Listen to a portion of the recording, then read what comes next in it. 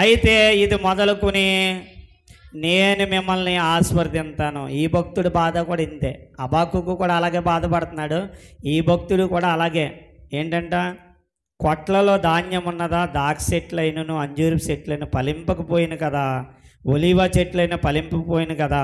అయితే ఇది మొదలుకొని నేను మిమ్మను ఆశీర్వదిస్తాను. కొట్టో చెప్పాల గట్టిగా. అంటే పరిస్థితులన్నీ తారుమారు అయిపోయినాయి, వ్యతిరేకం అయిపోయినాయి. నీకు అనుకూలంగా ఒక్క పని కూడా జరుగుతలేదు.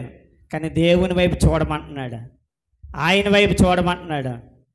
ఎన్ని ఫలింపకపోయినా, చూసారండి, అన్నీ కూడా తారుమారు అయిపోయినా మనం పని తలపెడుతున్నాం, దానికి వ్యతిరేకంగా జరుగుతుంది. కార్యం తలపెడుతున్నాం, అది వ్యతిరేకంగా జరుగుతుంది. ఏదో చేయాలనుకుంటున్నాం, అది వ్యతిరేకంగా జరుగుతుంది. ఈ సంవత్సరం అయినా పిల్ల లేదా పాప పాస్ అవుతారనుకుంటున్నాం, ఫెయిల్డ్ అయిపోతున్నారు. ఈ సంవత్సరం అయినా ఏదో చేతి పని క్రమంగా, చూడండి, స్థిరమైన పని నా భర్తకు కానీ నా బిడ్డకు కానీ దొరుకుతుంది అనుకుంటున్నాం, అవ్వట్లేదు. కానీ దేవుడు చెప్తున్నాడు, ఇది మొదలుకొని, ఈ ఆరాధన మొదలుకొని నేను మిమ్మల్ని ఆశీర్వదిస్తాను అంటున్నాడు. నమ్మినట్లయితే చప్పట్లు కొట్టి ప్రభుని మహిమపడతాం గట్టిగా. మన జీవితాల్లో ప్రయాసం ఉంది, ప్రతిఫలం లేదేమో.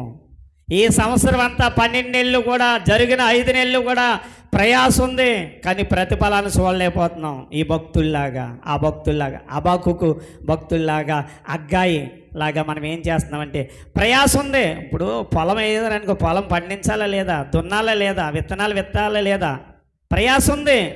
పశువులను కాయాలా వద్దా, కాయాలి, ప్రయాసం ఉంది. కానీ ప్రతిఫలం అక్కడ కనబడతలేదు. కానీ ప్రభు అంటున్నాడు, ఇది మొదలుకొని నేను మిమ్మల్ని ఆశీర్వదిస్తాను అంటున్నాడు.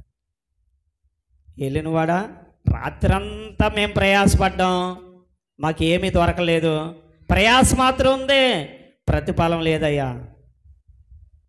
సీమోను, ఇక్కడ లోతుకి నీ ధోరణి నడిపించు, ఇంకా కొంచెం ప్రార్థన పెంచు. లోతు అయిన అనుభవం అంటే ప్రార్థన కొంచెం పెంచాలని, వాక్యం చదవడం ఇంకా పెంచాలని, ఆరాధన విషయంలో లోతుగా ఇంకా పెంచాలని. ఒక మాట చెప్పనా, మీరు పాడే పాట మాధుర్యంగా రావాలంటే బాగానే మీరు భక్తిపరులై ఉండాలని దేవుడు వాక్యం చెప్తలేదు. ముందు నలుగురు పాడినా, ముగ్గురు పాడినా ఆ పాడే పాట ఏంటో వాళ్ళకి తెలియాలి. అది మీ ముగ్గురికి తెలియాలి, పాడే పాట ఏదో మీ నలుగురికి తెలియాలి. అప్పుడు ఆ ఐక్యతలో ఉన్న మాధుర్యం బయటకు వస్తుంది. అందుకని మేము అనుభవపూర్వకంగా మేము నేర్చుకున్నాం, పాడాం, కాబట్టి మీకు నేర్పిస్తున్నాం. కానీ మీరు వింటారు కానీ చేయరు. లోతైన అనుభవం. ఇక్కడ వలలు వేస్తే చేపలు పడతాయి, ఊరుకో ప్రభా, పట్టపగలు చేపలు పట్టడం ఏంటి, రాత్రంతా ప్రయాసపడ్డామని చెప్తున్నాం కదా, అయినా నీకేం తెలుసు వేట గురించి అని పేతురు యేసు ప్రభు వారిని తిరగేయలేదు. ప్రభా, నీ మాట చెప్పుని, పగలైనా రాత్రైనా ప్రయాసం ఉంది మా జీవితాల్లో, ప్రతిఫలం లేదయ్యా, కానీ నీ మాట చెప్పుని వలలు వేస్తామని వలలు వేశారు. విస్తారమైన చేపలు పడ్డాయి, 2 దోణులు మొలిగినట్లుగా ఆశీర్వాదాన్ని ఇచ్చాడు దేవుడు. కొట్టు గట్టిగా. మన జీవితాల్లో ఓడిపోవడానికి కారణం ఏంటి తెలుసా? దేవుడు చెప్పినట్లుగా, దైవ సేవకుడు చెప్పినట్లుగా మనం చేయం గనక. వలలేమో ఈ పక్కన ఏమంటే ఈ పక్కన వేసాం, మనం ఇలాగ నడమంటే ఇలాగ నడుస్తాం. ఇలా నడిస్తే మాత్రం దారి కాదా అన్నాం.